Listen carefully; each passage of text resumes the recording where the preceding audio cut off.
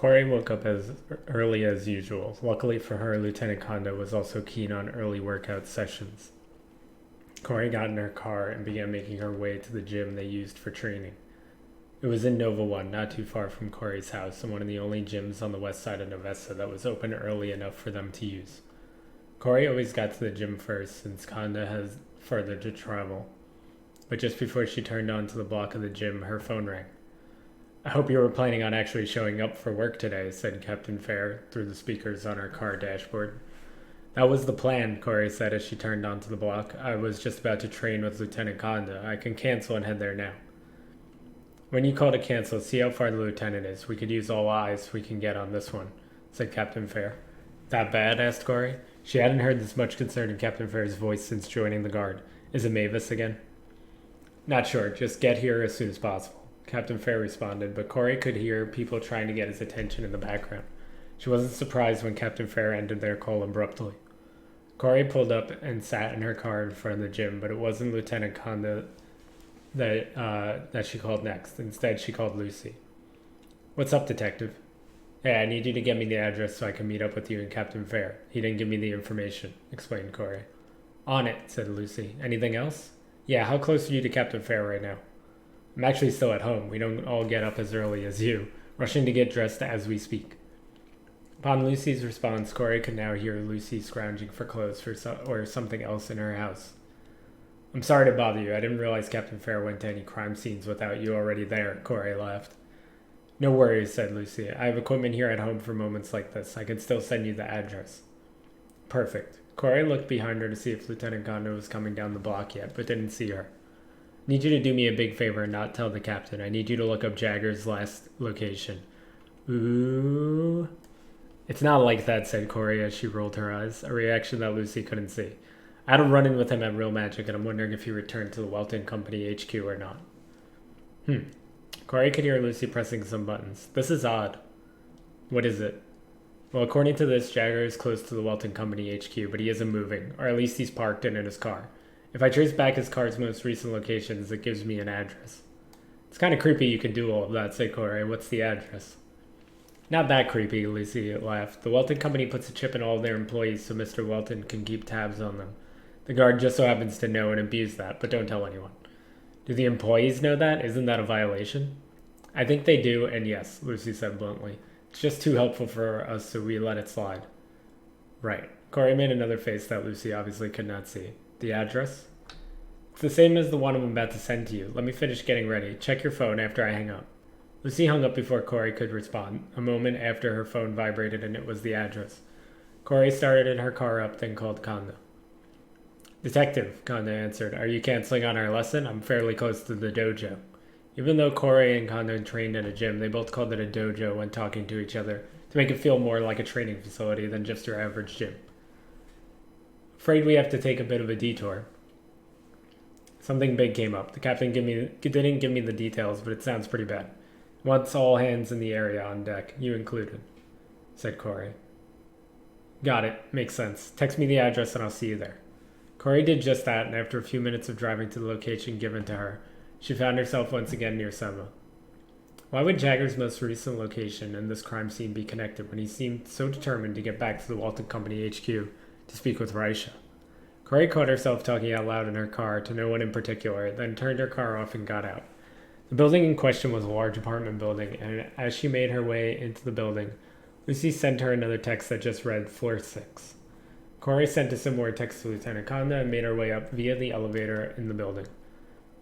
When she reached the 6th floor, she got out of the elevator and saw guard officers stationed outside one of the rooms. She made her way over, flashed her detective ID, and they let her in. "Good, you're here," said Captain Fair. "Lucy should be here soon." Corey noticed that in the middle of the room was a chair with a man she hadn't seen before tied to it. The man had wounds all over his body and one deep cut in his throat. "Have you been able to ID him without Lucy here?" "Lucy gave us most of the information through the equipment she has at home. This room has been occupied by Ovell Henry for the last 5 years. That's who is sitting here right now." "Any murder weapon left behind?" Corey began to walk around Ovell's body, studying every inch and every wound. As she did so, Lucy entered the room a bit disheveled. The other guard officers rushed to her side and gave her their equipment to use. She walked over to Ovell's body and began running tests. Lucy, Captain Fair nodded, then turned his attention back to Corey. No weapon that we could see. It looks like knife wounds, but needed your expert opinion. I've seen the weapon that did this before. It wasn't your typical knife or dagger, though it was a dagger created with magical energy. I've seen Jagger use this before. Corey knelt down and inspected one of the wounds. Sorry I got here as fast as I could, said Lieutenant Conda as she walked up to the captain. I overheard you mention Jagger. Corey thinks this might be his doing. She's seen the weapons Jagger uses and the cuts match the weapons, said Captain Fair. Is it possible the other Welton Company members used something similar? Asked Conda. Possible. Corey stood back up, though I saw Jagger pull these daggers out of his mask when fighting in Ceva. Corey stared awkwardly at Lucy, who had her head buried in one of her devices. As if she felt Corey's gaze, Lucy looked up. Corey tilted her head as if she was trying her hardest to communicate telepathically with her. Lucy cleared her throat and fiddled with her device quickly to pull up very specific information. According to this, one of Jagger's most recent locations that he visited was this building, roughly 4 hours ago, Captain.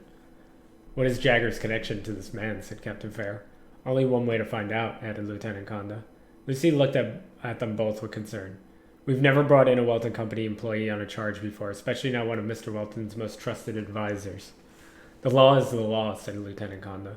Captain Fair nodded in agreement. He's our prime suspect until more details arrive. We need to bring him in. Are you up for this? Conda asked Corey. Was going to be doing physical training anyway, Corey shrugged. It shouldn't come to that, said Captain Fair. I don't think we would be met with much resistance. Mr. Welton would rather give up one of his own, even one of his masked advisors, than give us permission to enter his building. He doesn't have to give permission. Can't we just get a warrant? Asked Corey. A warrant to get in that building would take weeks, said Conda. Maybe even months, added Lucy. Why so long? Asked Corey. Don't they have to follow the laws the same as everyone else? They do, said Lucy, but all documentation involving the Welton Company goes through West Leader Falco first. Is Mr. Welton's grip on Novessa that tight? Corey leaned over to inspect the cut on Ovel's neck more closely. Hey, Lucy, run a scan on this real fast. Lucy did as she asked. This is what it looks like on the computer. This wound seems a bit deeper than the others, and the magical residue is a bit odd. Corey looked at the device Lucy was holding, then back at the wound. What does that mean? Asked Captain Fair. It means that if Jagger pulls the daggers out from his mask, the magical residue left on the victim should mimic that of Jagger's mask. The residue, when put through a device like the one Lucy is using, should be similar in texture, but also in color. And it's not? Asked Conda, trying to follow along. Not at all, responded Corey. Lucy, compare it to something with a similar texture. Lucy pressed some buttons that narrowed her blonde brows. What is it? Asked Captain Fair. What did you find?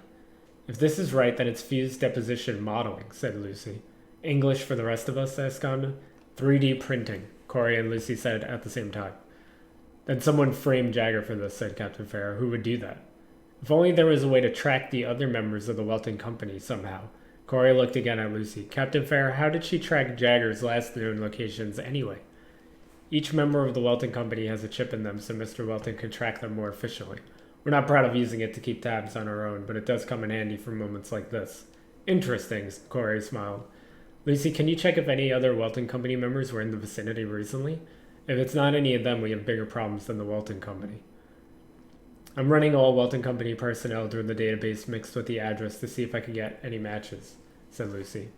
In the meantime, why is it worse if it's not any of them? Asked Lieutenant Conda.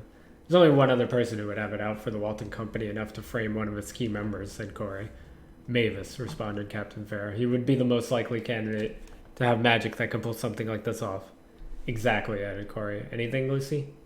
No hits at all. Not a single member of the Welton Company has come through this street or the surrounding area other than Jagger. Does seem like he frequents this area often, said Lucy. Then he's still our top suspect, said Captain Fair. I still think bringing him in and questioning him is our best course of action. It may lead us in the right direction, said Corey. It's good we get an early start on this, said Lieutenant Conda. Lucy, stay behind and keep running tests. Captain Fair raised his phone. Let me know if you find out anything else. Let's get going. Regroup at the Welton Company HQ.